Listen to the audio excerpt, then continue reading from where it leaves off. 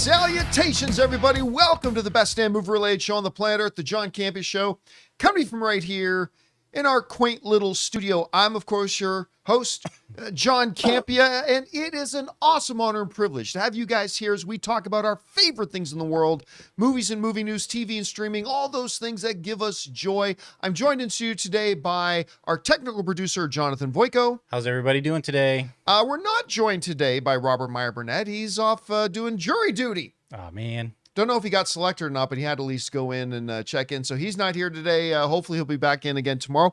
But most importantly, of course, you guys are here. Thank you so much for being here and making our little show part of your day. And here's how our show's going to go. We're going to start off by talking about a few predetermined topics we got lined up for you guys. Then in the second part of the show, that's when we take your live comments and questions. If you have a thought, theory, opinion, or a question you'd like us to address, as long as we deem it appropriate to be addressed on our show, go ahead and fire it on in to our super chats. That you can find that in the live chat. Now, it does mean, of course, that you have to be watching live. If you're watching the show a little bit later in the day, you can't send in a question. But if you are here joining us live, send in a question, use super chats, and we'll get to those in the second part of the show. All right, guys.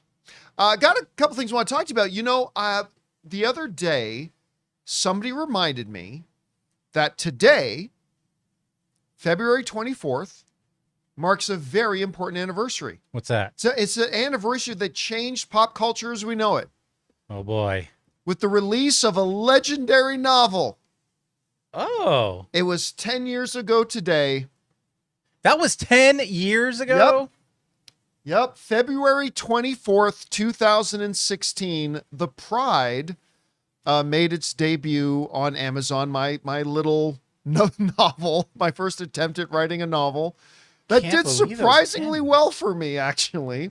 But yeah, I can't believe that was 10 years ago. I know. You know, what's been really fun is at almost, I'd say at least half of our movie meetups that we've done. Yeah. People have showed up with copies of The Pride, and cool. That has been awesome. And I don't think I've said this publicly yet. I said this on to some people at the movie meetups, but I am currently, one of my little side hobbies right now, I'm currently revising. I'm not rebooting her. I'm just doing a bit of a revision on The Pride.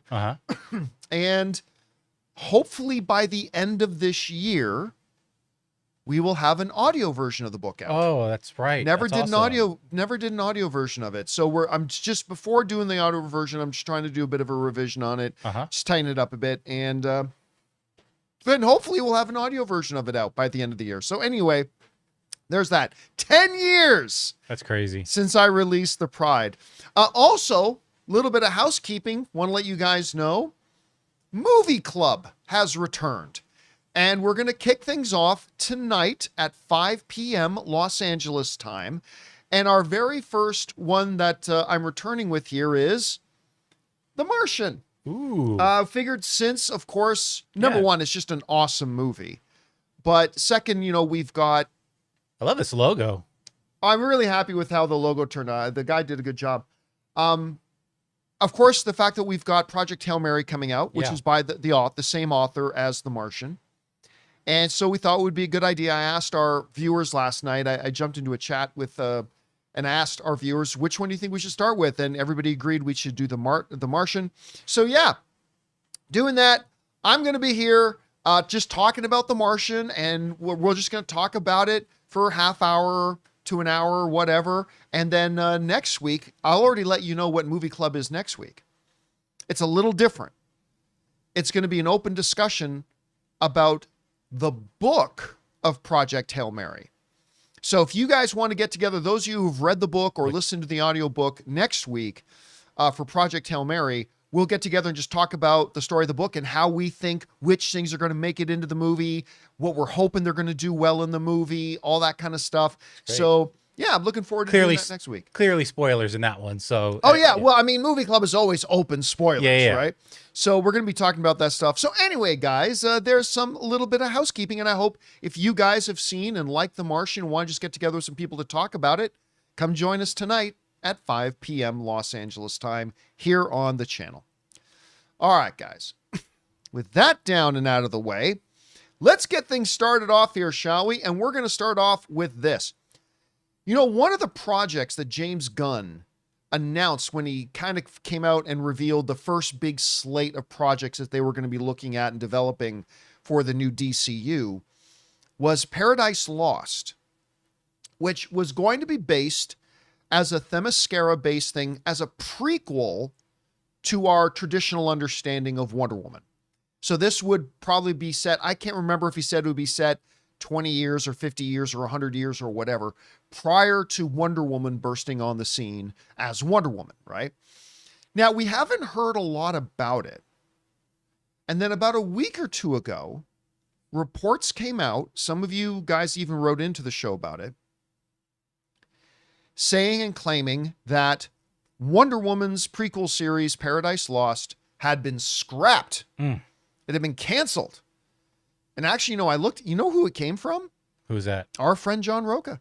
Roca. Yeah, Roca was the one who on his channel mentioned, I think it was on his show Geek Buddies. Roca's got a good channel, by the way. Oh, yeah. But it was on one of his show Geek Buddies, and he mentioned that it's been canceled and all that kind of stuff, so that got around. Well, James Gunn had something to say about it. Because as is coming to us from Geek Tyrants, James Gunn shuts down rumors that DC's Wonder Woman Paradise Lost series is canceled. I wrote this. It looks like we can all take a breath. The DCU's long gestating Wonder Woman prequel series is still alive and kicking. After a wave of online chatter claimed that Paradise Lost, the HBO Max series centered on Themyscira before Diane Prince ever stepped foot in man's world, had been canceled, DC Studios co-head James Gunn jumped online to clear the air, and he didn't mince words. He said, as he often does not mince words, he said the following: "Definitely not.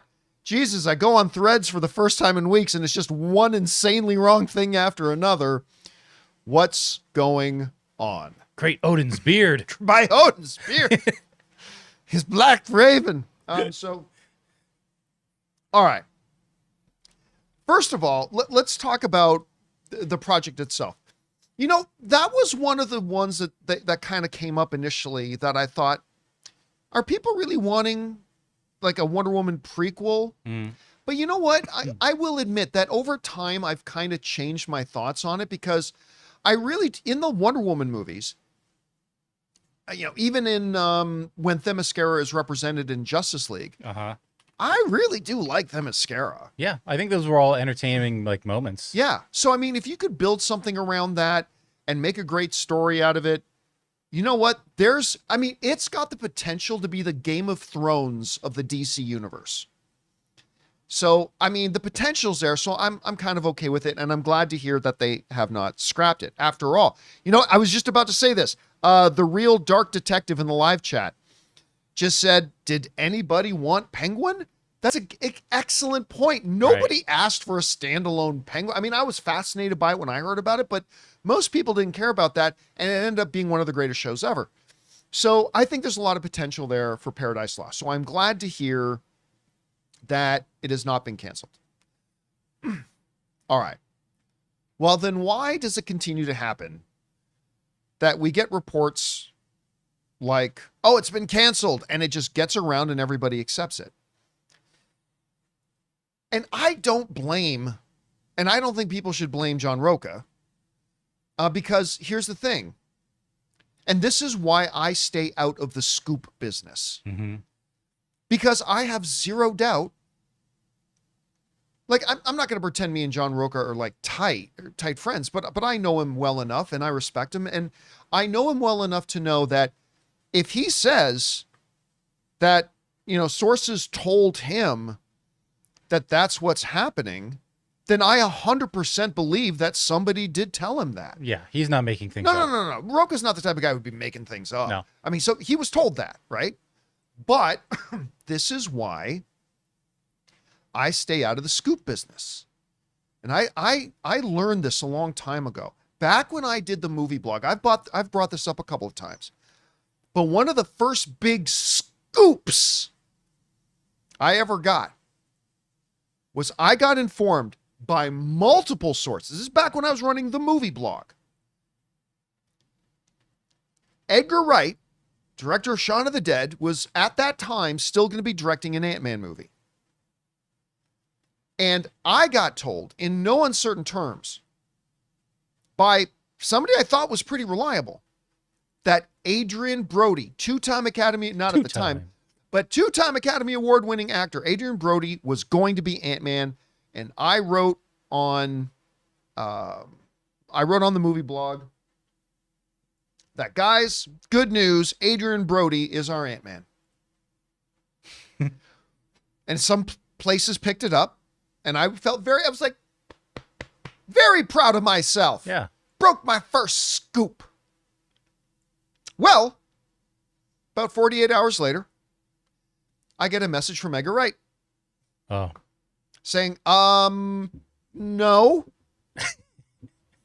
And I remember feeling like a damn fool because so many people believe that Adrian Brody was going to be Ant-Man, and because I said it and I had what I thought were sources. And I learned a valuable lesson that in the scoop, and by the way, I have a load of respect for people who are in the scoop business and do it well. I have a load of respect, but I just realized for me, it was like, I learned a lesson that even if I do things right, okay, even if I do things right, and I get multiple sources, not just one, and I think the sources are fairly reliable, it can still turn out that I just get given the wrong information, and then I'm responsible for spreading wrong information. So I just decided I'm not going to be in the scoop business. Now, some of you may be saying to yourselves, understandably, but John, you broke that Ben Affleck, even though the world didn't believe you and called you a liar for almost a year, you're the one who broke that Ben Affleck was going to be out as Batman. Yes, but I did that because of the three sources that told me, one of them was really high up in Warner Brothers. And so that was believable. And so I stood by that one. Now, some of you might say, but John, you're the one who broke that Keanu Reeves was going to do the voice of Shadow when everybody thought it was going to be Hayden Christensen in the Sonic movie. Yes. But that's only because somebody literally in the movie told me. So on those two occasions, right. I felt pretty good that I was covered in revealing that information. But other than that, I basically stay out of the scoop business, not because I don't think it's a good business. I love other guys who do it. It's just that I realized for me, it's just not for me, right? Right. So I just want to avoid those situations like, unfortunately, what Roka's just found himself in, where I 100% believe he absolutely got told this information. But the information he got told was wrong. And so that happens. That's why I kind of stay out of it. Anyway, bottom line here is James Gunn says Paradise Lost, the Themyscira prequel to Wonder Woman, is still happening. And I'm damn glad it is. What do you guys think about this? Are you interested in this thing, or is this kind of a head scratcher? Why not do Wonder Woman before we get Paradise Lost? I don't know. Whatever you guys think about it, jump down into the comments section below and let us know your thoughts. All right, guys. With that down, let's move on to this, shall we? You know, it was with a lot of interest that I was looking forward to the first season of Monarch, Legacy of Monsters, when Apple was coming out of it. Now, it was still an interesting decision on their part. The fact that they were going to do a Godzilla Kong show that did not, in the least, focus on Godzilla or Kong. But season 1 of Monarch, Legacy of Monsters came out, and it was fantastic. Like, I loved it. And the fact that, you know, a lot of people complain about some of the movies that they don't focus enough on the monsters, but in this show, it was always clearly communicated, this show is about the human characters. So they let us know that well in advance. This is about the human characters, and I thought they ended up making a really great show, and I really enjoyed it. Season 2 is now coming out. We talked about the trailers dropping, and I thought the trailers looked remarkable, and they do seem to promise more monster action this time. As a matter of fact, we're going to get Godzilla and Kong in this season, which they kind of teased Kong at the end of the first season. Anyway, so this all just looks great. And now the first reviews for season 2 are out. And they're pretty positive. I mean, as of this recording, I don't know what it's going to be like when you see it, but as of this recording, the Rotten Tomatoes score right now for season 2 is 79%. Here's some, so not everybody's loving it, but it's pretty solid. Here's some of the reviews we've gotten so far. RogerEbert.com wrote, it maintains the momentum of its predecessor, marking the best of the MonsterVerse TV series to date. But like Godzilla's atomic breath, it takes a while to charge up and deliver a powerful blast. Screen Anarchy liked it.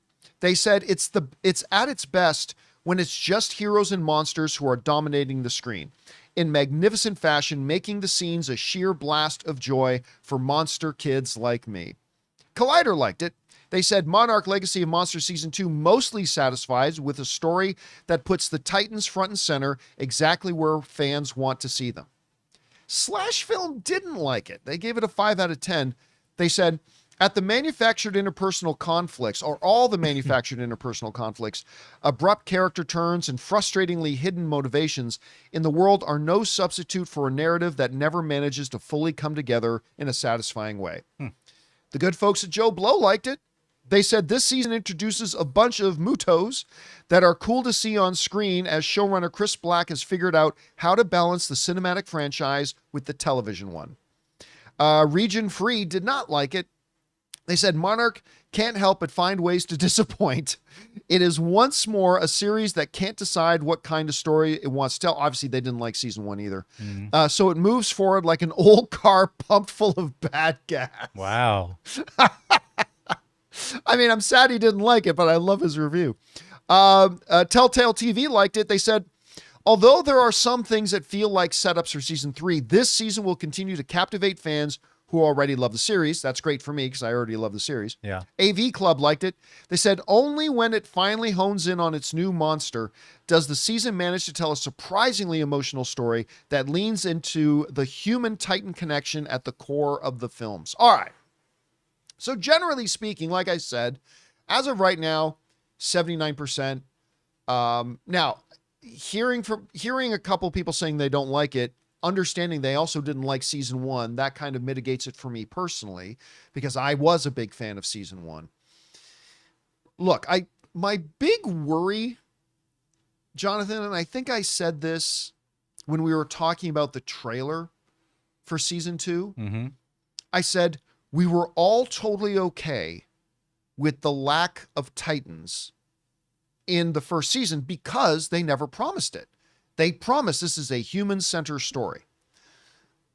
My one fear coming out of the trailer is that this trailer kind of promises a lot more monsters. Yeah. This trailer promises Godzilla, and it promises Kong, and it promises big Titan action. And if you don't deliver that, I mean, it was fine for season 1 because you never promised any of that stuff. You told us what the show was about, but now you seem to be promising it. And if you don't deliver what you seem to be promising on, that can rub people the wrong way.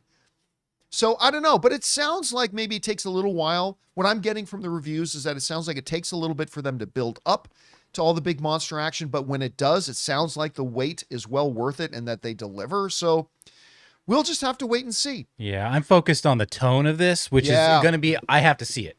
So it's not going to come from reviews for me. I have to see it. Is this going to be a tone of, what was the last one? Godzilla, Kong, like something Kingdom or Godzilla X Kong. X Kong, yeah. Is it going to be that kind of sillier, jump the shark tone, or is it going to maintain that I like the tone of Monarch season 1, And it had such an emotional connection to the characters. I mean, you love those characters going back and forth through time. Oh, absolutely. The siblings finding each other.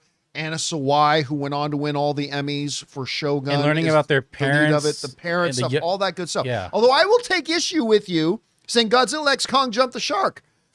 We had a Titan suplexing another Titan. That's jumping the shark. I loved it. I had a blast. The only thing they didn't do was literally have Godzilla and Kong jump an actual shark as they went into that vortex. That comes when they fight the Megalodon. Yeah, it's true. Godzilla X Kong versus the Megalodon. You know what you're going to do? Next. They literally jump the They're going to have Kong surfing the Megalodon on a giant tsunami. It writes itself. It writes itself. Anyway, guys, question is for you. What do you think about this? The reviews for season 2 of Monarch Legacy of Monsters have come out, and they're sounding pretty solid. I mean, it sounds like if you liked season 1, this is going to be for us. It sounds like maybe if you didn't like season 1, that maybe this one won't be for you either. I mean, that works for me because I like season 1. But whatever you guys think, jump down into the comments section below and let us know your thoughts. All right, guys. With that down, let's move on to this. You know, it feels like it wouldn't be an episode of the John Campea Show if we didn't have to take just a moment and talk about, as the world turns in the days of our lives, the Paramount and Netflix fight to get Warner Brothers. As a new twist has happened, you guys might remember that last week, Warner Brothers gave Paramount 1 week. It's been one week since you looked at me. Toss your head to the side and said I'm angry. Anyway, I could, before I go through the whole song. And they said, we're going to give you 1 week to give us your best and final offer. This is it, Paramount, they said. This is your last chance at the plate. Give us your best pitch. And now, according to the Hollywood Reporter, Warner Brothers Discovery has given them an improved bid, and Warner Brothers is saying they're going to take time and actually go over it and review it. They wrote the following. I'll make this text a little bigger so you guys can read it. It says, maybe just a bit more. Warner Brothers Discovery says that it is officially reviewing a sweetened bid for the company from David Ellison's Paramount. The details of Paramount's revised bid were not immediately known. The company had offered $30 per share with a ticker that would see a raise in the price for every quarter that the deal had not closed with Netflix over the past year. The company is still recommending, Warner Brothers that is still recommending that shareholders vote for the next Netflix deal next month as of now. Following engagement with Paramount, PSKY is Paramount Skydance. Skydance, yeah. During the 7-day limited waiver period, we received a revised Paramount proposal to acquire Warner Brothers Discovery, which we are reviewing in consultation with our financial and legal advisors, Warner Brothers board said in a statement Tuesday morning. We will update our shareholders following the board's review. The Netflix merger agreement remains in effect, and the board continues to recommend in favor of the Netflix transaction. Warner Brothers Discovery shareholders are advised not to take any action at this time with respect to the amended Paramount tender offer. All right. Now, it should be noted that Paramount and Warner Brothers has not made public the specifics of what this sweetened offer is. Now, the word I hear is that they've increased their bid from $30 a share to $32 a share. Now, one might be tempted to say $2 more a share, that's nothing. But it probably represents 7 or 8%, a 7 or 8% increase. And when you are talking about dollar figures in the 60, 70, 80, $90 billion ranges, 7% represents a hell of a lot of money. Well, WB's float, their stock float is between 2.35 billion and 2.37 billion shares. So multiply that by 2. Yeah, I mean, that's a lot of money, man. That's billions and billions of dollars that they're adding to the bid. It is not insignificant. Now, look, you guys know if you've watched my show, I have been not a fan. While I was initially very intrigued by Paramount and them wanting to take over Warner Brothers, I thought there were some interesting possibilities there. I have been, well, quite frankly, disgusted by how they have conducted themselves since. I mean, really, I've been very disillusioned and disgusted with them. I canceled my Paramount Plus account. And now look, but I've always been very quick to say that doesn't mean they can't come out and kind of change course, actually offer a significant improved bid and maybe give actual proposals. But I don't like the idea of them taking over Warner Brothers and cutting tens of thousands of jobs. I don't like the idea. I haven't yet seen that these guys, that David Ellison, can even run Paramount. Like, we haven't seen any indication that they even know how to run Paramount. They make great announcements. They make wonderful press announcements. Reminds me of the DCEU, and then they just don't follow through. That's the thing. We just have now. Granted, to be fair, they haven't had the opportunity to show what they can do yet. But that's the thing. We haven't seen. Like, I haven't even seen they know how to run Paramount, let alone run Paramount and Warner Brothers at the same time. Now, what has been whispered to me, and don't take this as any sort of scoop.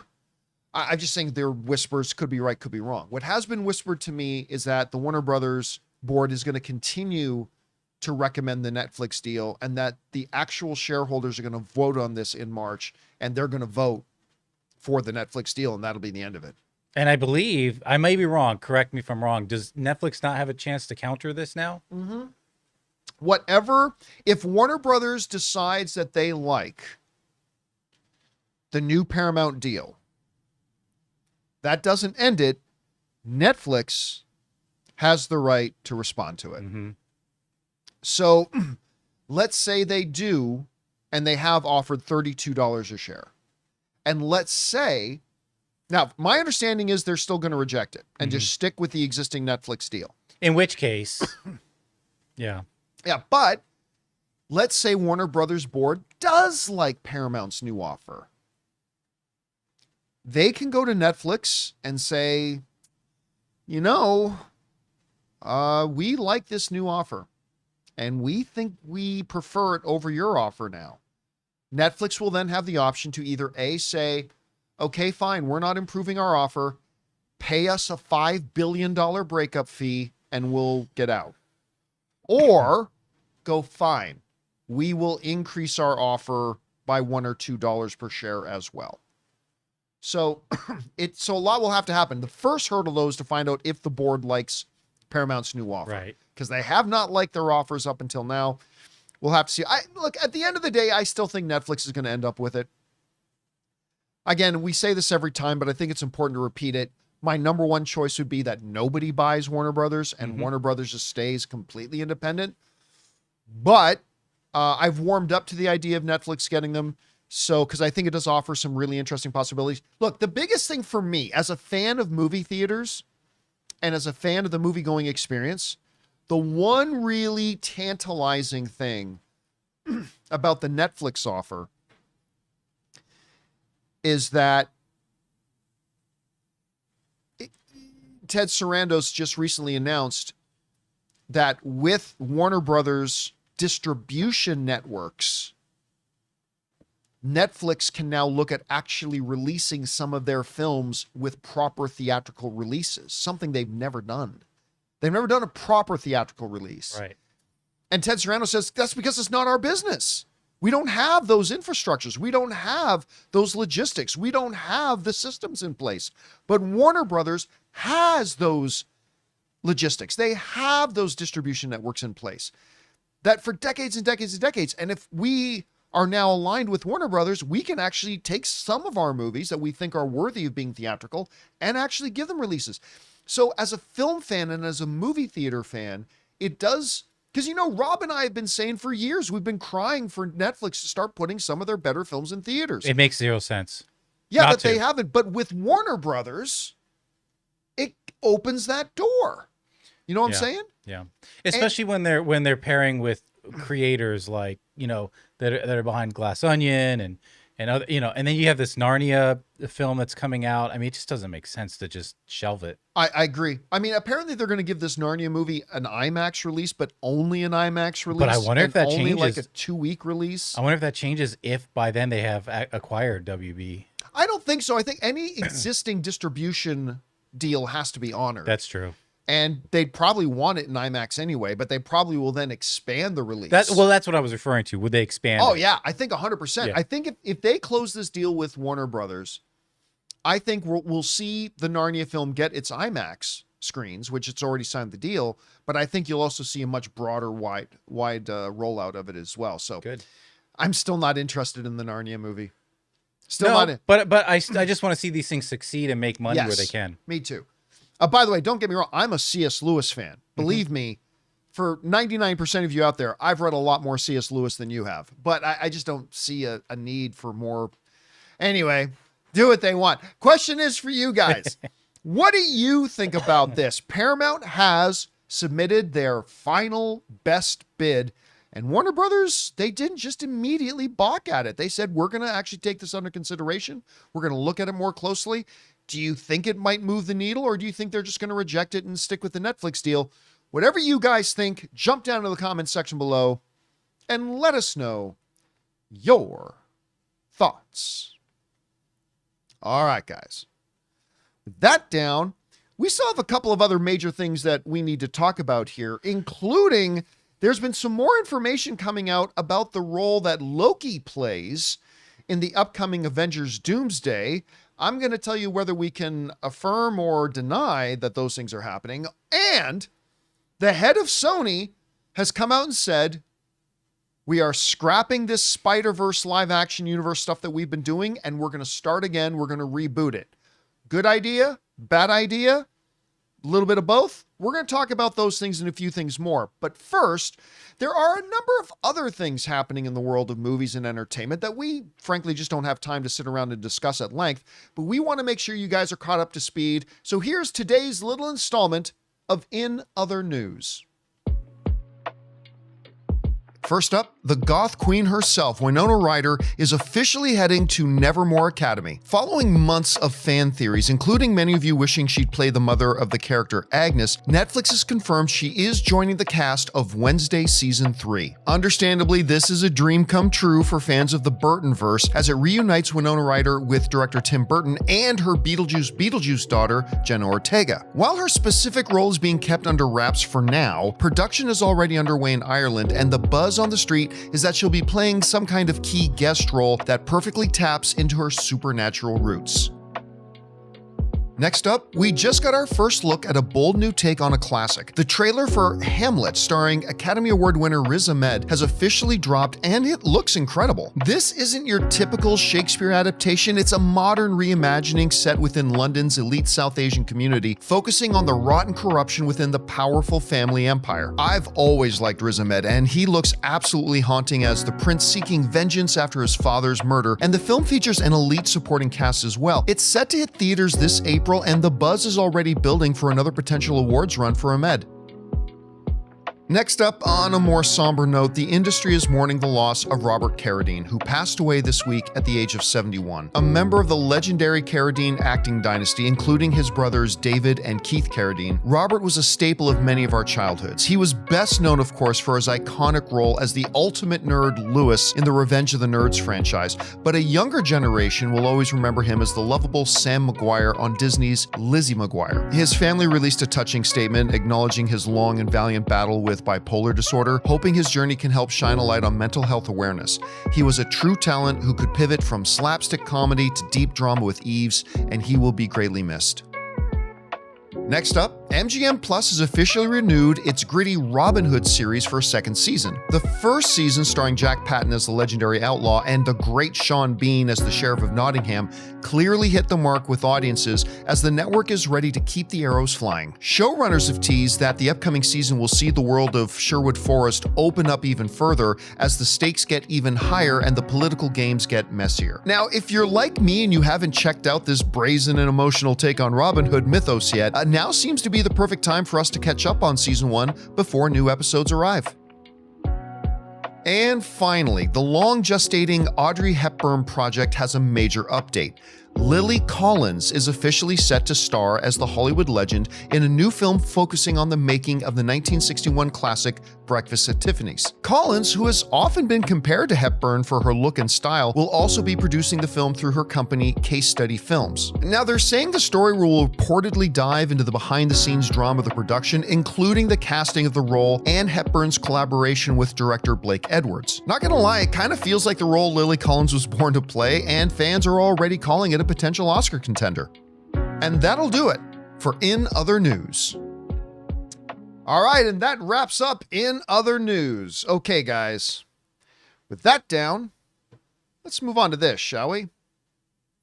Obviously, Avengers Doomsday is coming, and a lot of stuff and information has been starting to fly out. Now, I remember I told you guys, this is weeks ago, I said, listen, from all the people behind the scenes I'm talking to and the whispers, I am predicting that by summer, everything's going to be out there. because, you know, a couple of months ago, I got read into everything that happens in Avengers Doomsday. Yeah. And I wondered at that time if any of the stuff from the movie would get out. And sure enough, a lot of information came out that was totally wrong.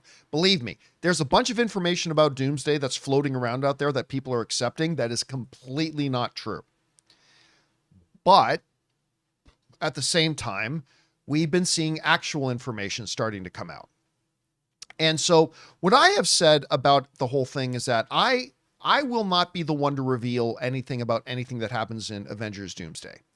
However, I've said before, if certain pieces of information start getting out widely, I will comment on, you know, if it becomes a big wide thing and like a bunch of people are now reporting it, I'll talk about it because everybody else is. I'm not going to exclude myself from talking about it. Yeah, it's all over YouTube and it trades. Yeah, so. That brings us to the issue of Loki in Avengers Doomsday. Now, there have been several major fan outlets, including Emergency Awesome, Daniel RPK, and the Cosmic Circus, and many others, have started repeating a couple of pieces of information about Loki. One of the things that they have been saying in these reports, like this one here, is that Loki's role in the movie is actually really, really quite small. And what I can say to that is, to the best of my knowledge, because remember, even though I've been read into everything that happens in Doomsday months ago by thank you to my friends in London, I haven't seen it. And things could change. Okay, you saw a draft. Yeah, like I won't say specifically what it is I saw, but I haven't seen the movie. I mean, there are things that I've been told that maybe were correct and get changed. So I'll just say, to the best of my knowledge, is that I've always said, when it comes to Loki, he has a very important role in the movie, but I have said it's not a big role. It's incredibly key. It's incredibly important, but it's not a big role. So with all these outlets now out there talking about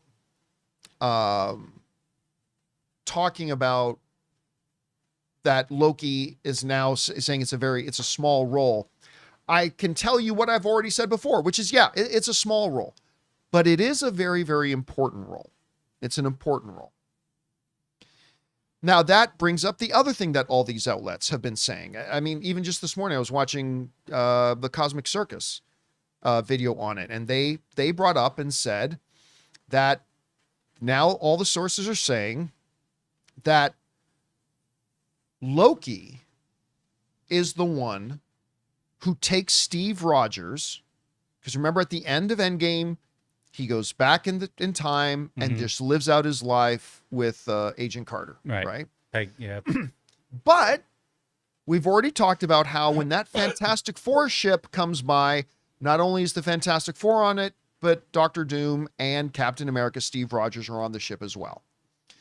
So what all these outlets are now coming out and reporting and saying is that Loki is the one who took Steve Rogers from that timeline and put him in the other reality of the Fantastic Four. So when Fantastic Four, the movie, is going on, somewhere in that world, Steve Rogers is there. And he's now on that world. And I will tell you one thing that I know is coming out because an online scooper has already, they haven't made it public yet, but they're about to make it public in the next couple of days. So I'll just tell you it now, that not only is Steve there, but so is Agent Carter and their child. They are all living on the Fantastic Four world. Which we would assume. Which everybody assumes anyway. So that's not really a big stretch. That's not a big stretch. So again, and again, the only reason I'm bringing this one up is because now a ton of these outlets are now reporting it. So I might as well comment on it now. Like I said, I'll never be the one to break any of this stuff, but if it's already out there and everybody's talking about it, I can tell you the two things that are true. That Loki's role is fairly small. Very small. But it's vital and it's important. And and I'm not even giving you all the reasons why it's important. I'm not going to go into all the reasons why his role is really important in it, but his role is really quite important in it. So there you go. Now look, there is another thing regarding Loki that, you know what? I probably even shouldn't say this. Okay, so I'll say this. There is something else going around about Loki's involvement in the movie that a bunch of people are saying that is absolutely wrong. I won't say what that specific thing is. You guys probably already know what you guys can probably figure it out. But outside of how big or small his role is, and outside of the fact that he's the one who brings Steve Rogers to Fantastic Four, there's one or two other things being said about Loki's role in the movie that are completely dead wrong. And again, I won't go into naming the specifics of it, but just to say that the other stuff you're hearing is probably wrong. So look, yeah, there's that. Now I want to reemphasize that there could be some things that happen in this movie that I'm not aware of, because while I was read in, some things might change. Some things might be based on older information. Some things might get changed when they do reshoots. I mean, who knows? There's a lot of that kind of stuff, but the size and relevance of Loki's role is pretty set in stone. So I can tell you that. Look, did I want a bigger role for Loki? Because you guys know Loki is like in my top 5 favorite MCU characters. Mm-hmm. Like at the very top is Steve Rogers. He's my absolute favorite. But others include M'Baku, Loki, Thor, in no particular order. But Loki has always been one of my favorite characters in the universe. But that's not to say he could not necessarily have a bigger role in Secret Wars. I don't know. I have no insider information of that. But no matter what happens in Doomsday and what characters are or are not there, there's still a world of possibilities of what can happen with these characters in Secret Wars once we get to there. So we'll just have to wait and see, and I'll just cross my fingers that we get to see more of Tom Hiddleston as Loki, because I love him in that role. Anyway, guys, question is for you.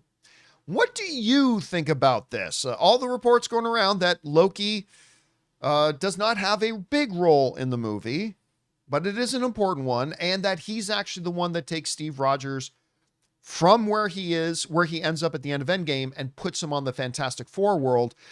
Do you like the sounds of that? Does it raise more questions for you? Anyway, whatever you guys think, jump down into the comment section below and let us know your thoughts.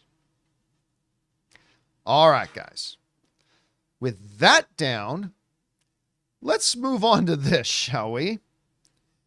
You know, one of the biggest car wrecks in the world of movies, not just comic book movies, but one of the biggest car wrecks in movies has been the Sony live-action Spider-Verse. Now, I set aside from that the Venom films, because I don't care what anybody else says. I had a blast with that Venom. The first one was the best one, and they declined in quality as they went. Yeah. But overall, I had a lot of fun with Venom. I particularly loved the first movie. And by the way, combined, those films made $1.8 billion. So it was a rousing success for them, all that kind of stuff. So then we had Morbius coming out. Now, what on earth possessed the producers of the movie when you're making a Morbius movie to go, you know who we should get to write this thing?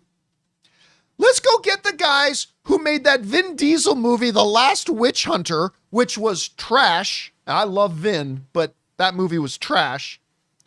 And also wrote that trash Dracula Untold movie. And also wrote that trash God of Egypt's movie. Yeah, let's get the best thing on their resume. Was they wrote the 2017 Power Rangers reboot. And that was okay. Yeah. That was okay, actually. I didn't mind that one. But that's the best thing on their resume. Let's get them to do Morbius. And you know what? The trailers for Morbius came out, and I actually thought, listen, I stand by this. At the time, I thought it looked very promising. I thought the trailers were great. But as we often get smacked across life's penis, we found out that not always do great trailers mean great movies, because Morbius was just not very good. It had some upside. It had some upside. But it was a bad movie, man. Bad movie. And failed badly. So then they come up with this concept for a Madam Web movie. And you know what? Again, interesting premise. You know, about a year before it came out, we heard some reports about what it might be about. It didn't turn out to be this. And we thought, okay, this actually kind of sounds a little bit interesting. So then meanwhile, in the executive offices at Sony, somebody went, wait a minute, I've got a great idea. Let's get those same guys who wrote Morbius and let's get them to write Madam Web too. What can go wrong? You want consistency in your universe. Yes, you gotta make it consistent. You don't want all these ups and downs. Just nice, straight, flat road. They literally got the guys who made Gods of Egypt and The Last Witch Hunter and Dracula Untold to make Morbius. And when Morbius crapped the bed, they said, let's just give him another shot.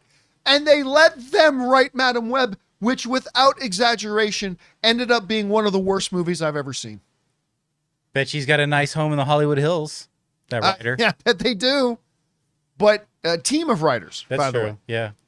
One of the worst movies I've ever seen. It's not in the unholy trinity of the worst movies ever made, but it's in the conversation of amongst the worst movies I've ever seen, Madam Web. Then came along Craven. And fool me once, shame on you. Fool me twice, shame on me. Fool me 3 times, what the hell am I thinking? I bought into it again. I was one of the only people on the planet. Now, at least they didn't use the same writers that they had for Morbius and Madam Web. But they didn't exactly go out and get the cream of the crop either. But still, I was one of the only people on the planet that said, I believe in Craven. You were the only person in this studio. I was certainly the only person in this room. And I was one of the only people on the planet foolish enough to go, I believe in this movie. I'll give you a little bit of leeway because we both watched that preview that they released. Remember? Dude, it was decent. I was like, okay, you know what? Maybe John was right. The presentation they showed us at CinemaCon was I thought was actually quite good. Aaron Taylor Johnson came on screen and said, people are asking me what this movie's going to be rated. It's going to be fucking rated R. Of course it is. Grr. And then he had him biting out people's eyes and a lot of violence. I thought, you know what? I believe in this movie. I think this is going to be the big step up. Not that it's going to be hard, but the big step up from Morbius and Madam Web. And they crap the bed again. Look, again, I'm not going to say there isn't any upside to Craven. There was. I thought Aaron Taylor Johnson was the right guy to cast for it. And by the way, there is one scene in particular that involved a helicopter kind of chase scene that I thought was actually, legitimately, I thought was a good scene. It was a good scene. But overall, the movie was absolute rubbish. Just terrible. So... their live action stuff is, I mean, again, Venom aside, I like Venom. Venom worked. Venom made tons of money. And by the way, when you add up the expense and the box office of all their live action films, Sony has made profit. I know that seems wild to think about, but when you take all the Venom movies, Madam Web, Morbius, Craven, put them all together, add up all the expenses and marketing costs, and then add up all the box office, it's actually been profitable. How crazy is that? But it has been. We did the math on one of the shows few months ago. We broke down all the math and we showed that they were actually profitable, which is crazy. Anyway, Tom Rothman, head of Sony. That was a really long introduction. I got lost in it. I feel, yeah, it's nice. Tom Rothman of Sony was recently being interviewed by the Playlist, and he talked about a lot of different things, but one of the really interesting things he brought up was, we have abandoned all the other ones we were going to do, and we are going to reboot the live action stuff. This comes to us from the Playlist that writes the following. Tom Rothman also confirmed that there are plans at Sony to reboot the live-action Sonyverse / Spider-Verse world after multiple hiccups. Hiccups is a kind way to say it. After multiple hiccups such as Morbius, Madam Web, and Craven the Hunter. I'm glad they didn't mention Venom because those weren't hiccups. Those were solidly entertaining. The third one was iffy. Not exactly setting the world on fire, and reports of Sony scrapping future projects entirely. However, Rothman was vague and didn't exactly reveal details about what that would look like. But don't forget, they also just announced that they are doing a Venom animated film with the directors of Bloodlines, of Final Destination Bloodlines, which was awesome. And apparently Tom Hardy is going to be involved, but I guess that'll be a reboot. Okay, so what do I think about this? I like it. I do. This is the right move. Look, you're Sony. You have the rights to all these characters. You got to make movies. Yeah. But do you just continue doing what you were doing? Or do you say, hey, we dropped the ball on those. We're going to do a reset. We're going to reset and move forward. They did it with Hulk. Remember the, what was the name of the guy who was in the Ang Lee Hulk movie? Why am I freezing on his name? Anyway. You mean the main actor? Yeah. Bana? Yeah, Eric Bana. Uh-huh. Right? By the way, I still get a little bit of a kick out of that movie. I'm not saying it's one of the better movies, but I still get a little bit of a kick out of the I mean, Ang Lee did some very interesting things with that Hulk movie. But it ultimately didn't work. Okay. Reset. We start again. Look, here's the reality. Sony, and I know people don't like it when I say this, but tough, it's the truth. It's subjective, but still. Sony has made the 2 best Spider-Man movies ever made. And they were made by Sony. Arguably, they've made the 3 best Spider-Man movies ever made. Spider-Man Into the Spider-Verse, Spider-Man Beyond the Spider-Verse. To me, those are the 2 best. Those are the 2 best Spider-Man movies ever made. Then I think you got to throw in there Sam Raimi's Spider-Man 2, which is still considered one of the great iconic comic book movies ever. And I think there's an argument to be made that Sony made the 3 best Spider-Man movies ever. Now, you can also make the argument that they also made the worst live-action Spider-Man movies ever. Yep, you can absolutely, 100%, you can make that argument too. But again, it doesn't take away from the fact that Sony has made the best Spider-Man movies. All due respect to Tom Holland's Spider-Man movies, which I love. I love Homecoming, Far From Home, No Way Home. I can't wait for Brand New Day. I love those movies. Mm-hmm. But Sony's made the best ones. They have. And hopefully, you know, I'm always big on this idea of studios learning lessons. You know, I'm really big on, hey, if you can take what didn't work in this previous effort and make changes, make a halftime adjustment and go out. And we've seen many examples of that working and turning out well. Look, I still see a lot of very short-sighted people, even in our own live chat, going, Sony needs to sell Spider-Man back to Marvel. Why? Why would Sony do that? You wouldn't do it. It makes them billions of dollars, and they're the ones who have made the best Spider-Man movies ever. And by the way, Marvel hasn't exactly been firing on all cylinders since Endgame. Mm-hmm. Why would you, if you had 1 ounce of common sense left in your brain cells, why would you, if you own the Spider-Man rights, why on earth would you sell them back to Marvel? Why would you do it? Right. There's just no logical answer to that at all. There is no conceivable, rational answer to that. It's inconceivable, as some would say. It's inconceivable, Vincini would say. It's just ridiculous. It would be stupid. It would be absolutely stupid because you're making tons of money. Right. First of all, they are making money on the ones they're making themselves.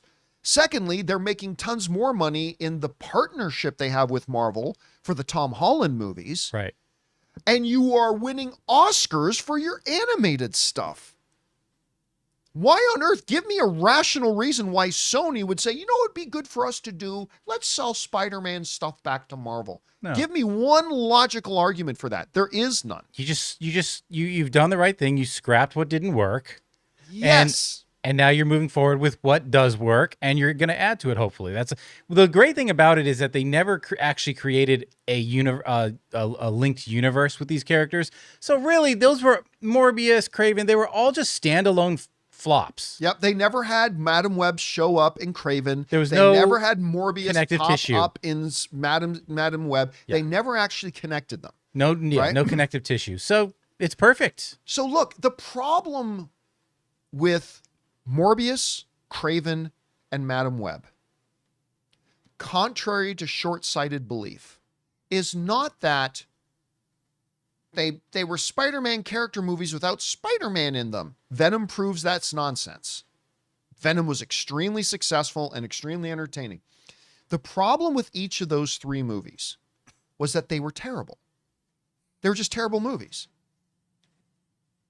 There's no formula that would have improved them. They just needed to make, on a fundamental level, good character motivations, good conflicts, rich dynamics, interesting narrative threads, solid action. Like all these things were absent from those movies.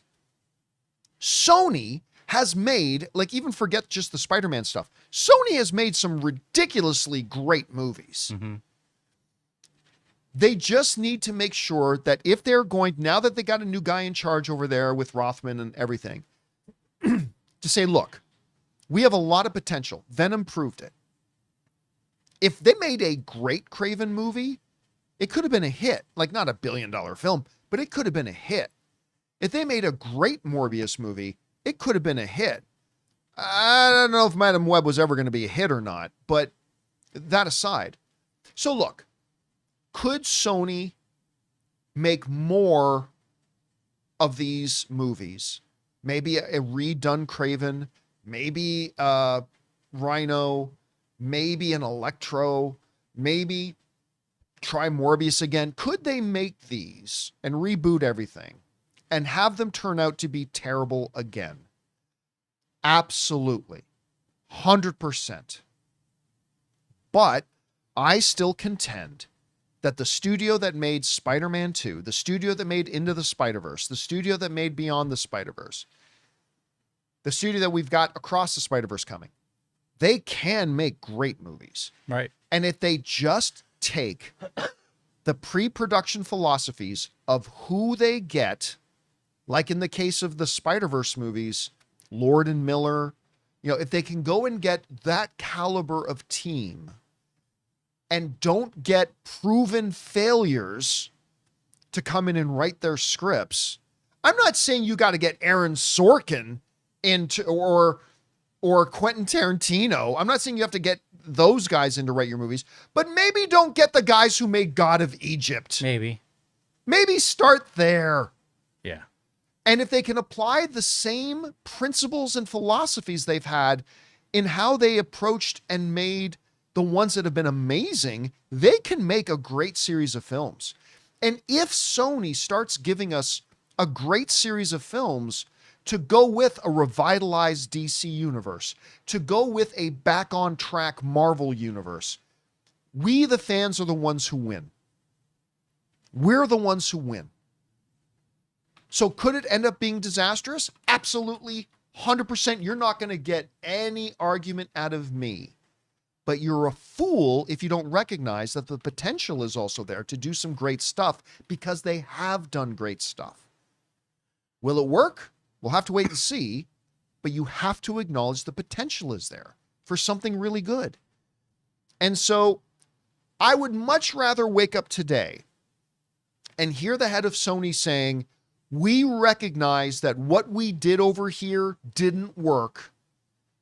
We're going to restart. We're going to go back to the drawing board and we're going to take another run at it, but with new philosophies and a new North Star that we're going to follow to get these movies made. Right. I would much rather wake up today and hear that than wake up today and say, we Sony don't think people gave Morbius a fair shot. We're working on Morbius 2 right now. Well, beyond the IP, I think, we're going to go one of two ways. When these stories start to develop and we get word of who's behind the development, who the writers are, we're either going to be like, this is a fantastic move, or we're going to have a John Campea rant. Oh yeah. Are you kidding me? I mean, like, look, right now I'm saying potential's there to be awful, potential's there to be great. Right. I will now sit back and reserve all judgment for the next probably year or two until we get our first announcement about X and X have been brought on to write X. Well, X is going to give it to you. It is. But like, once we get an idea about the kind of people that Sony is going to bring on to actually produce these things, then I'm either going to get really excited or I'm going to get really pissy. Yeah. Can they assemble? I know. Very bitchy and pissy. I think we all will be. Can they assemble teams like a John Watts, like a Destin Daniel? You know what I mean? I mean, they have to take a cue from what Feige does in terms of bringing in talent. Yeah. And by the way, and Feige has shown you don't always have to bring in the biggest name talent. No. Remember, when he brought in the Russo brothers, they were the guys who did You, Me, and Dupree? Yeah. Right? But he recognized what they were capable of. It's not always the biggest names that Kevin Feige brings in. He just makes sure he brings in people who are in alignment with his vision and have the storytelling chops to execute. And if Sony so I don't need like I said, I don't need Sony to announce that Aaron Sorkin is writing the next Morbius reboot. Sure. It doesn't have to be that. But I at least want to see that it's somebody who doesn't have a long established track record of failure. Just start there. Simple. What was the name of the first guy in Mike Tyson's Punch-Out? Was it Glass Joe? Glass Joe? Yeah, just don't go out and get Glass Joe. That's all I want to see. Don't just start with the bottom of the rung, loses every time, guys. Yeah. Like, just move forward a bit. And so... Or you're watching your little cousin not able to get past Glass Joe. Just... Bringing me back to 1987 here. Oh, God.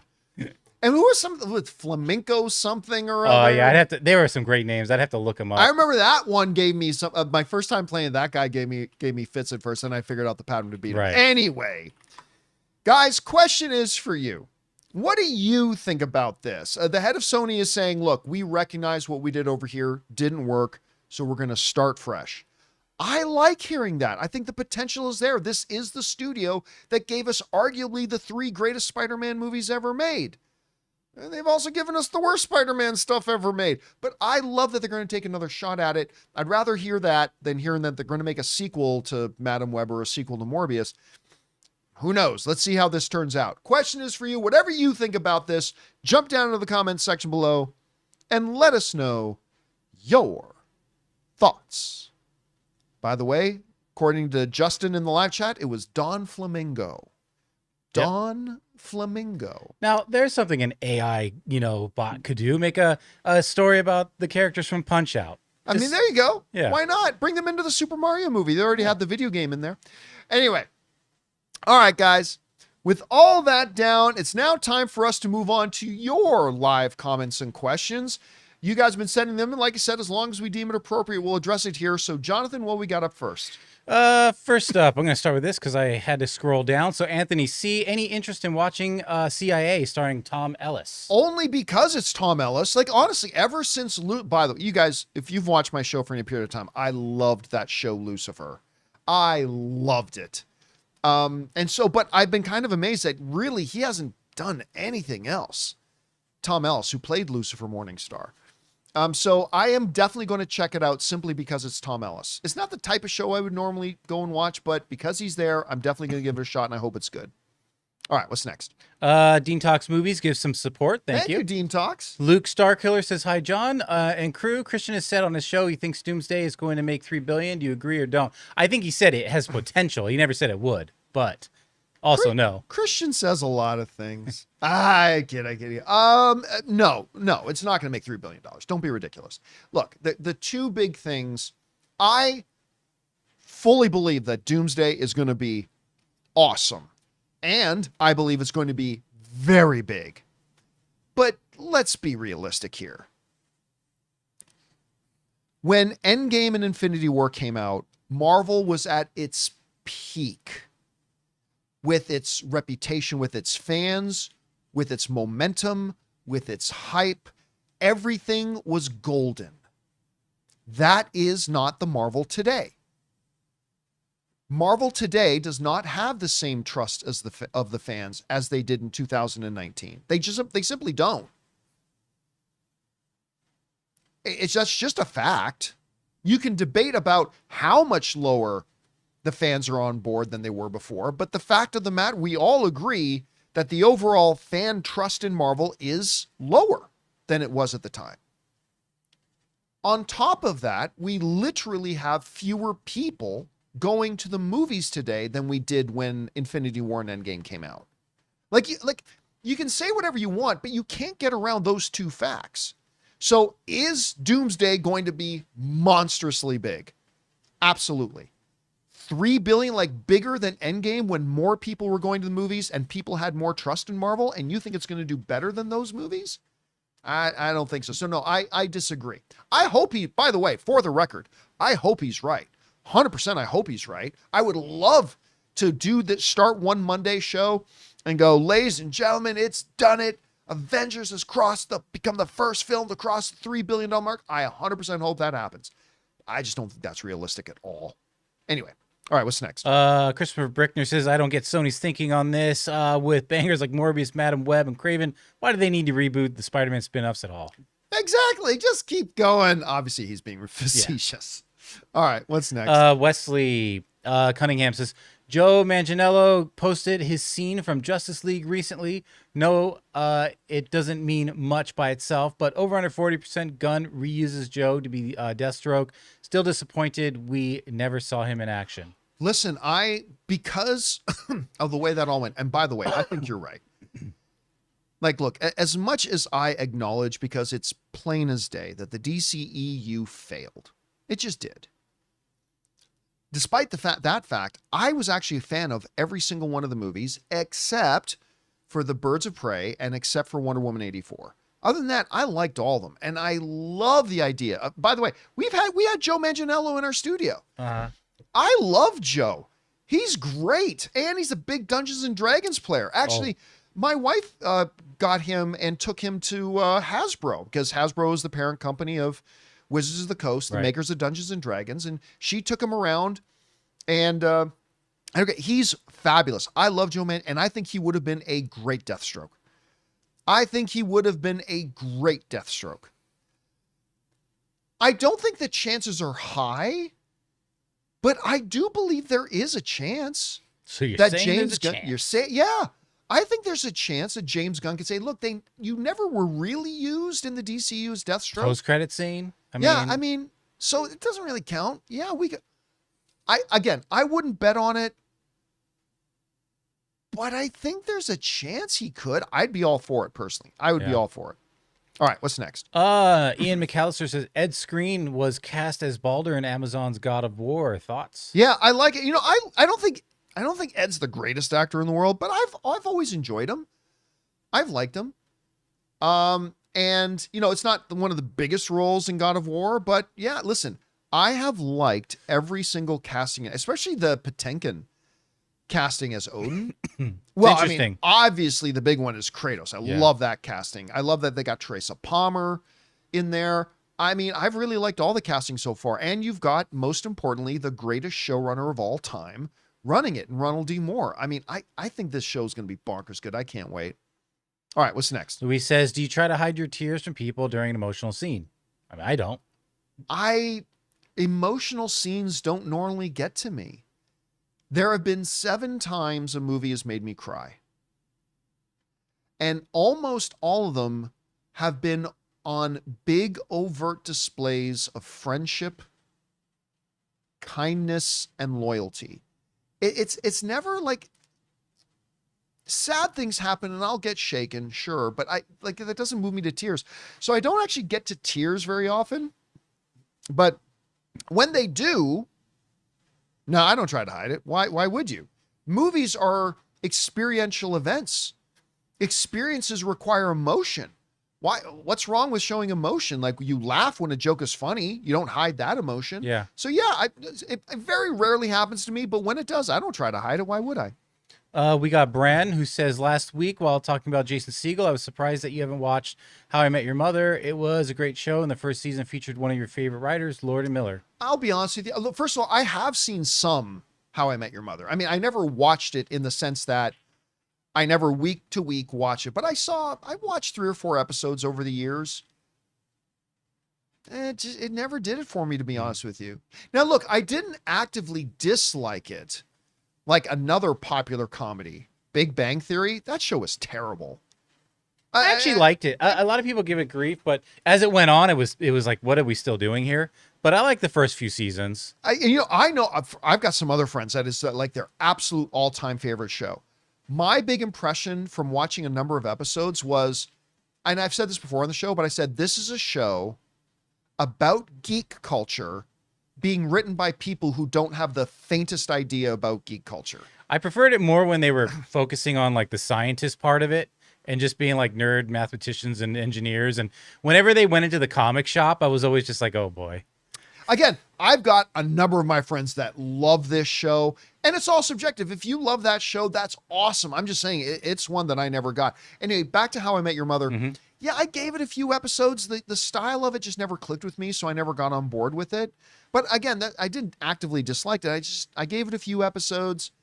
Wasn't really on my wavelength, so I just never followed up with it. But I do love Jason Segel. All right, what's next?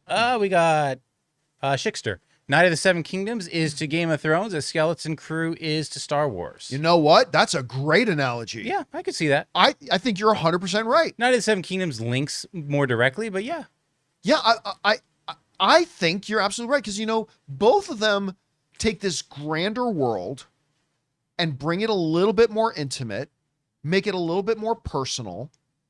And yeah, I think that is a great comparison. I love Skeleton Crew. I think I like A Night of the Seven Kingdoms a little bit more, to be honest, but I really enjoyed Skeleton Crew, and there are some whispers going around that they may actually finally and maybe do a second season of it. I really hope they do. But yeah, I think that's a great comparison. All right, what's next? Right. We got Espinoza. What's more likely that we get first, National Treasure 3 or GTA 6? Oh, at this point, it's GTA 6. Yeah, it's GTA 6. I don't think we're ever getting a true National Treasure 3. Not a true one. They did that little, spin-off one a while ago. But I don't ever think we're actually going to get a true third one. But GT6 is coming. It is coming. Yeah. All right, what's next? Mitch, have you heard anything about the new Jack Ryan movie or the Rainbow Six movie? The Jack Ryan one is supposed to get released this year and has been filmed, but I haven't seen any updates. Nothing. It's been all radio silence. Now, that doesn't necessarily mean anything. But for now, on both fronts of those, I am. By the way, I've loved just about every Jack Ryan everything. Starting with the Harrison Ford stuff with Hunt for Red October. I like the Ben Affleck one too. I really like the John Krasinski stuff they did on television. So I'm looking forward to it, but I haven't heard anything new since the last stuff that we talked about it. So it's been all quiet. Yeah. All right, what's next? Josh says, hey, John, going to be in LA in June to see Rush. Wow. Thinking, I wonder where they're playing. Thinking of catching Disclosure Day, but want to see it in iconic theater. What iconic theater would you recommend? I mean, if it's playing in the IMAX at the Chinese theater, do it there. That's it. It's the Chinese theater. If the saying... Cinerama Dome was still like functioning, I'd say maybe the Cinerama Dome, but it's not. It's closed right now. But I mean, here's the thing: the Chinese theater is. I don't think it's an exaggeration to say it is the most iconic movie theater in the world. Yeah, that's it. It's the Chinese theater. You like the moment you just walk in front of the theater, you can feel the history. Yeah, and I know there's a lot of people that are cynical about the stars on the Walk of Fame, and I get all that, but I don't care. The foot and handprints is incredible. The Chinese is next level. Yeah. It's great.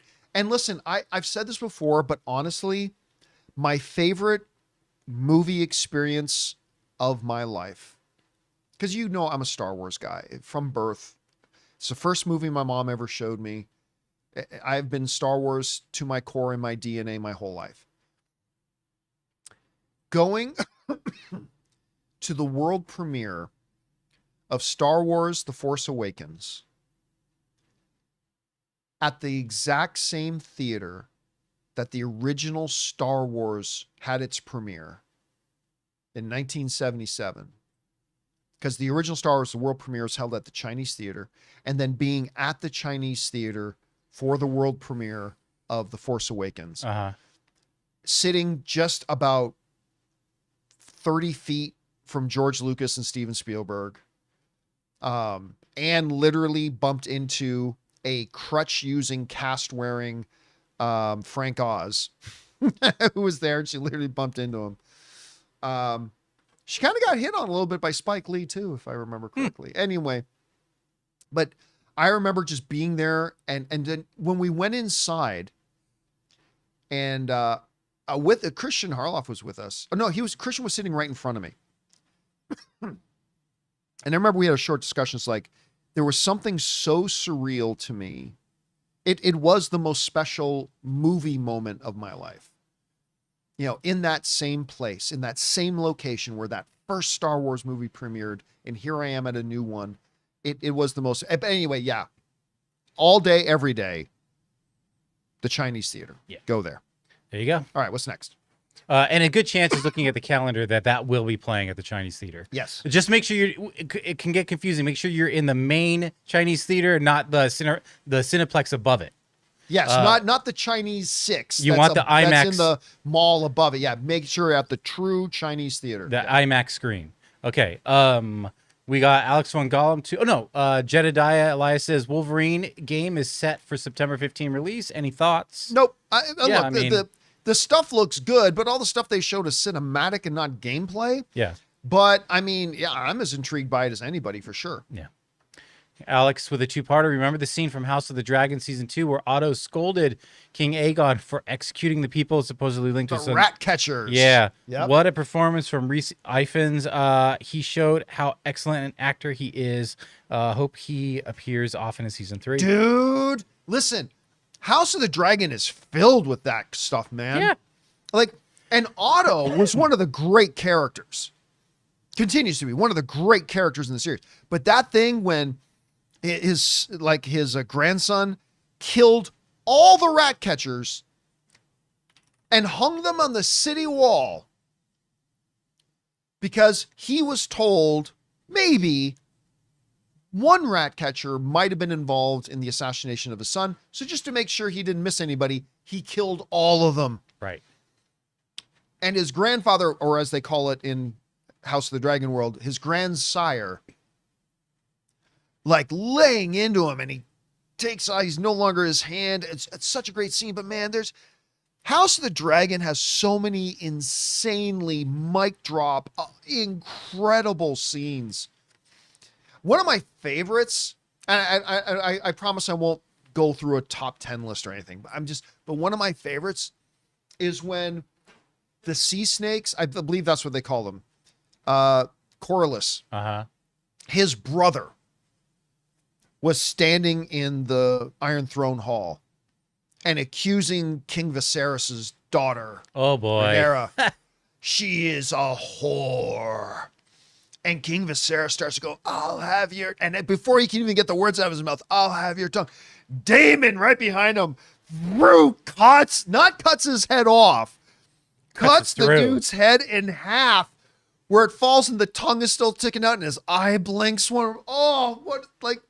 That scene was baller.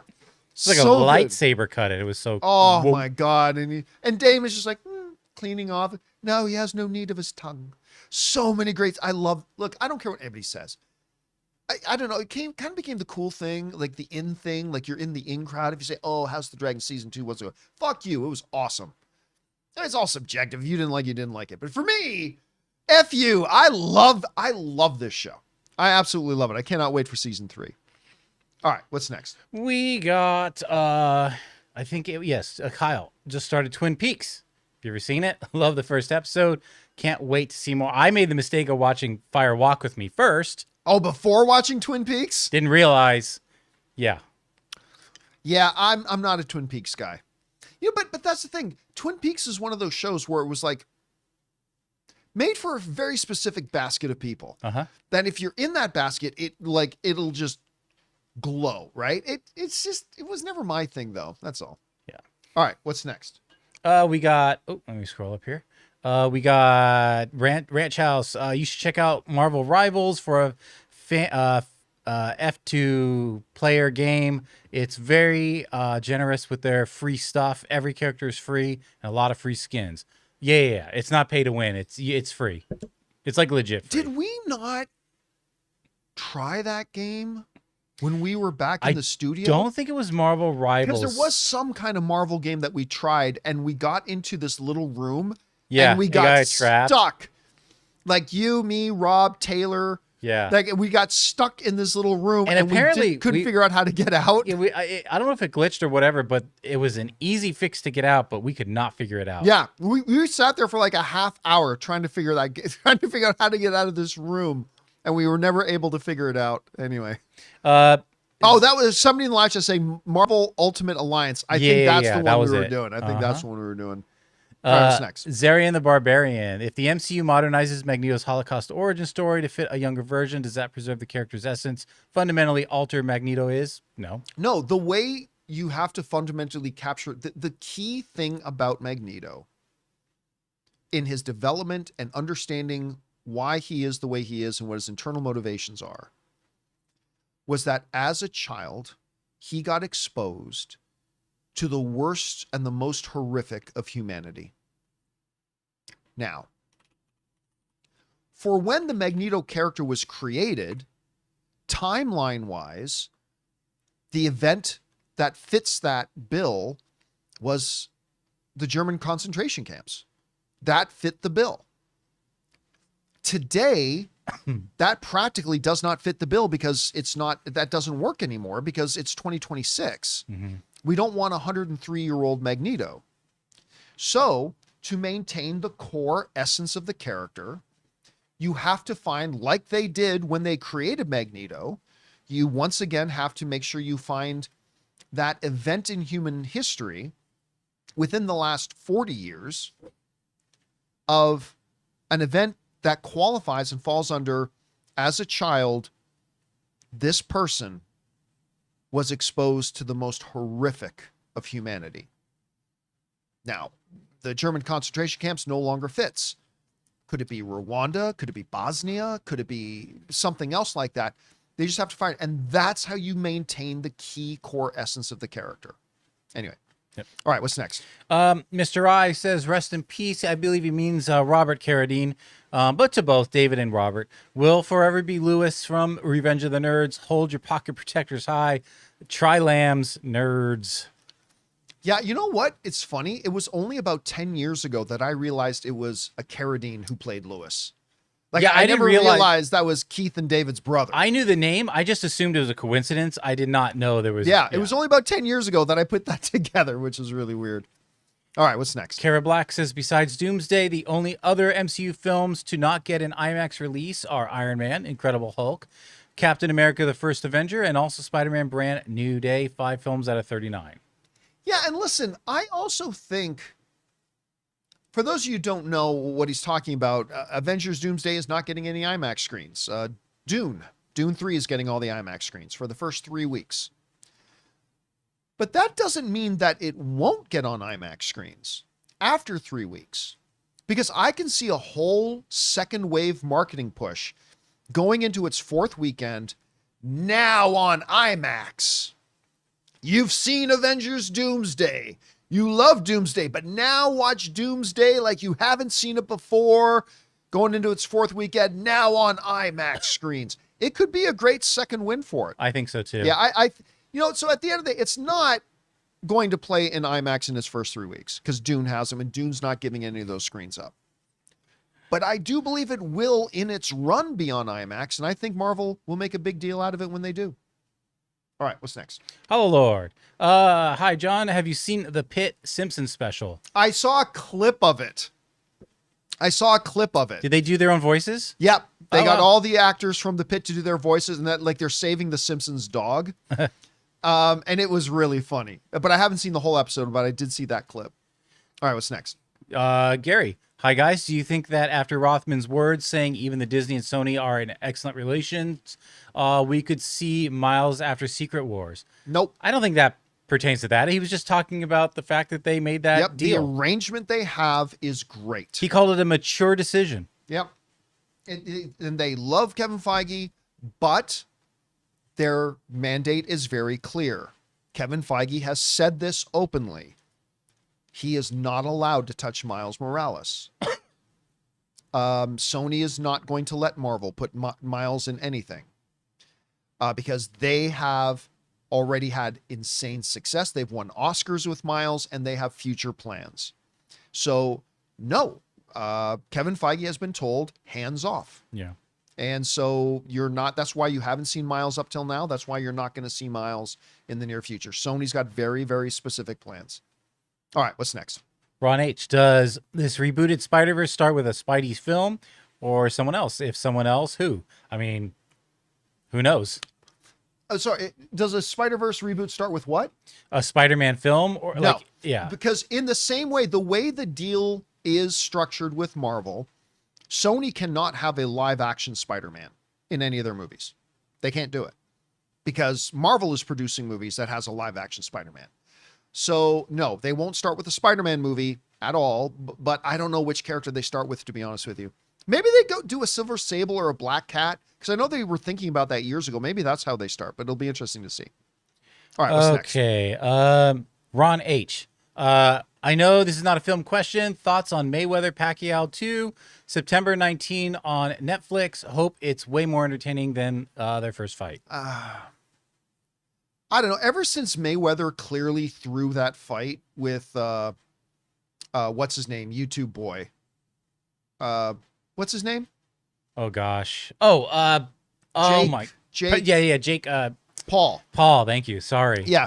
Ever since Mayweather clearly threw his fight. Or Logan Paul, I guess, right? Logan Paul, that's right. Ever since, like, Mayweather clearly threw that fight, I mean, why would, it's one of the reasons why I'm not interested in boxing at all anymore. It's such a fixed sport. I no, especially on Netflix. I mean, there's just no interest in that at all. All right, what's next? All right, final one. We got Silent Ghost. EJ has become my new celebrity crush after seeing her and listening to her voice and story. Okay.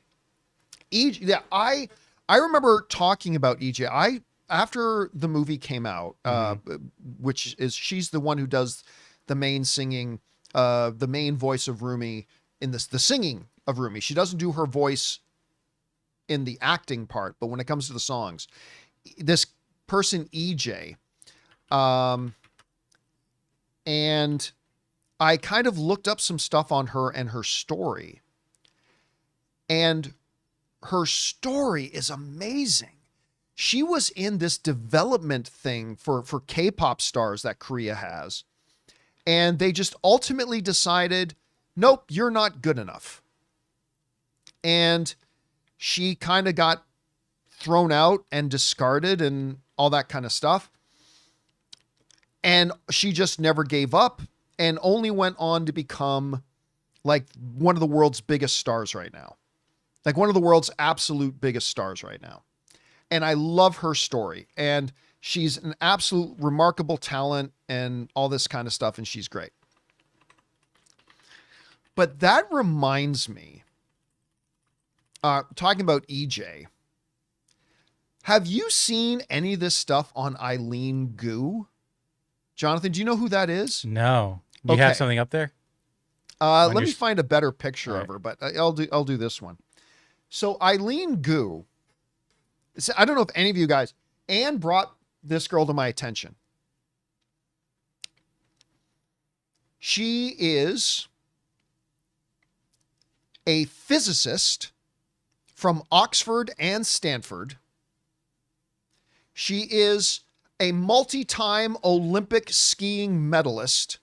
She does the big freestyle thing. She just won the medals at this Winter Olympics. And she is a supermodel all at the same time. She is such a make-believe NPC that if you had a character like this in a movie, oh yes, if you did a James Bond movie, yes, she's a renowned physicist and supermodel and Olympic medalist, you would scoff, I say, at no one person can be all that. And yet, we present to you Eileen Gu. I'm gonna see if there's some more stuff up here. My wife fell in love with her specifically because she revealed in an interview that she brings rice cookers along with her to her hotels because she loves rice. She's part Chinese, and my wife loves her rice cooker, all that kind of stuff. It is like, if you can't make this person up in a lab, an Oxford, Stanford trained physicist, Olympic medalist, and supermodel runway model. Well, hey. It's like unfair to the universe. And I don't know why. I just had to bring that up because you're mentioning EJ, who's absolutely, I love EJ. She's amazing. I can't wait to hear her sing at the Oscars. But has she stayed in a Holiday Inn Express? Because I have. Yes, that's the question. All right, was that the last one? One more actually came All through. right, what's the last one? One more came in. I turned off the super chat. Well, because I didn't refresh. Oh, yeah. okay. Z says, with a $20 super chat, thank you. Thank you. John, I agree. Marvel should drop Magneto's Holocaust history. But you got to stop claiming that altering aging was never part of Mag's story. Being de-aged has been part of his story since 74, but he wasn't made a survivor until 1981. Yeah, but he was de-aged by the High Evolutionary. Yeah, that has not ever been up. That is never, you are misrepresenting that. That has never been a part of the character. And I think he was made an infant and then yeah, but there was a storyline. He's still aged from infancy. An odd incident that happened to him, but has never been a part of his character. Yeah, I mean, sure, then they could have the High Evolutionary come and de-age him, but that's not what we're talking about. Yeah, that's not what we're talking about any more than, slowly aging is one of Bruce Banner's powers. If 60 years from now there's a new MCU and they have the Magneto in it again, are you going to say, how many times was he de-aged? By the time that still makes sense 60 years from now. No, it has never been a part of his character. And you're right, though, because he was not a survivor until much later. So everyone needs to stop acting like that's the end-all, be-all origin. Yeah, it was something that was added later on. All right, guys. And that'll do it for today's installment of the John Campea Show. Thank you so much for being here and making our little show part of your day. Big special thank you to all you guys who sent in the questions. Number one, because you give us great fun things to talk about. But number two, you supported this channel as you did it, and all of us involved with the show. Thank you guys so very much for your support. Hey guys, don't forget, I've already lost it, but let me see if I can find it again. Tonight on our YouTube channel at 5 p.m. Los Angeles time, we are going to do a movie club. I'm simply going to get on here and live stream at 5 o'clock and just going to talk about the movie, man. We're just going to talk about The Martian, and then I'll take comments and observations from you guys as well. If you guys know the movie, love the movie, and you want to talk about the movie too, come on by at 5 o'clock and let's do just that. Big thanks, of course, to our technical producer, Jonathan Boyko. See you guys later. Thanks a lot for being here, guys. My name is John Campea, and until next time, my friends, bye-bye.